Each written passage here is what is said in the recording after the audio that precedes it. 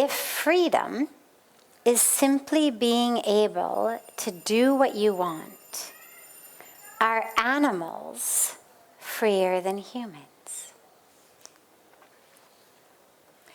Well, that's not what we mean when we talk about moksha. Moksha is liberation. It's freedom. But it's not freedom as in, I don't have to listen to anybody, whatever I want, I can do it. That's not the freedom that we're talking about. If you take the question and you take the idea of being able to do anything you want,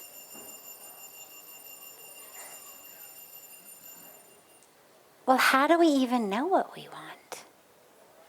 I mean, animals, what makes them do what they do? Instinct. They're not sitting there going, let's see, what do I feel like doing today? They're not sitting there saying, what's a better option A or option B? They're going purely by instinct.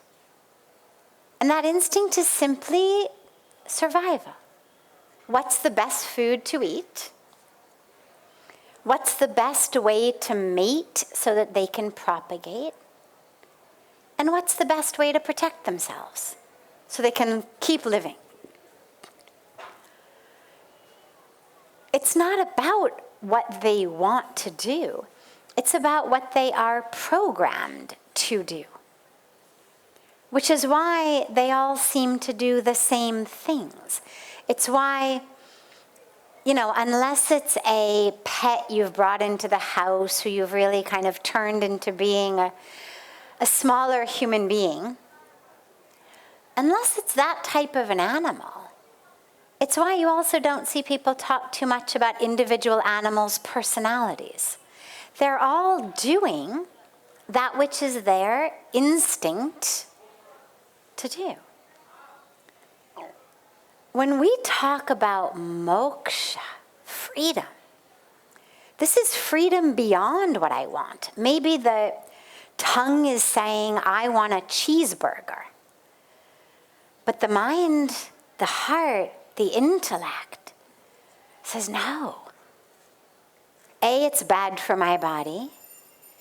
B, it's bad for the animals. C, it's bad for the planet and the environment. D, it goes against every aspect of nonviolence and compassion that I believe in. And so we actually aren't slaves to the desires. Having freedom is actually the opposite of being a slave to your desire. If the mind, if the tongue says hamburger, or the desire part of the mind says hamburger, and we do it, that means we're not free. That means we're stuck. Then we become one of those people who say things like, well, I didn't want to, but I couldn't control myself.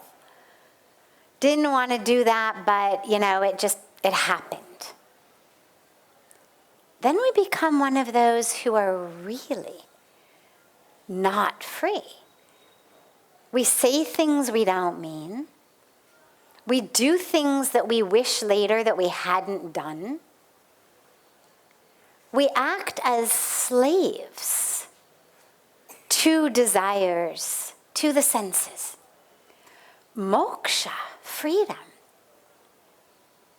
is actually being the exact opposite of being a slave to your desires. It's the opposite of just doing whatever in the moment that spontaneous desire is. Because I'm free from the desire, so I'm able to say, well, maybe the tongue or some pleasure center of my brain says cheeseburger and French fries, but all of the rest of me says no. I'm eating sattvic food. I'm eating yogic food. I'm eating dharmic food. I've committed to living in ahimsa, in nonviolence, in dharma. And so we make that choice. That's freedom. Because it means I'm not stuck. I'm not just a reaction to a stimulus. And that's actually where our consciousness comes in. And that's what makes, from a spiritual perspective, humans higher than animals. Is that we actually have the ability to be conscious, to say, well, there's an instinct to kill that person because they invaded my territory. Where the animal nature in us literally is ready to physically pounce on them. How dare they? I'll show them. Whether it's my home, my physical property, whether it's in my space at work, wherever we feel invaded, that animal instinct in us is always ready to pounce. How dare you? I'll kill them. But the spiritual being in us says, Cello, it's okay. It's okay. Tika, let them take credit for the work. Who cares? God knows who really did it. What do we have to show? It's okay. Have some compassion for them. Channel the peace within you.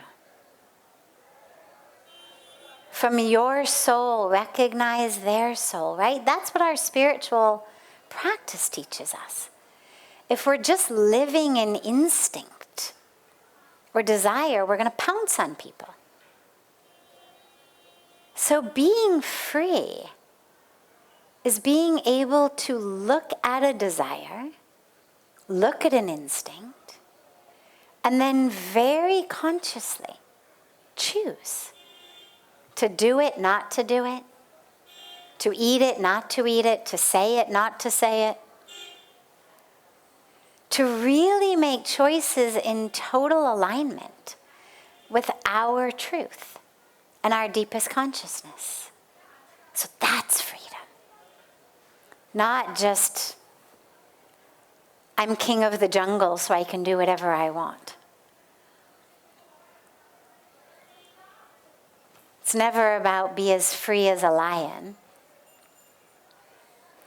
It's be free from those lion tendencies or tiger tendencies within yourself. That's the freedom.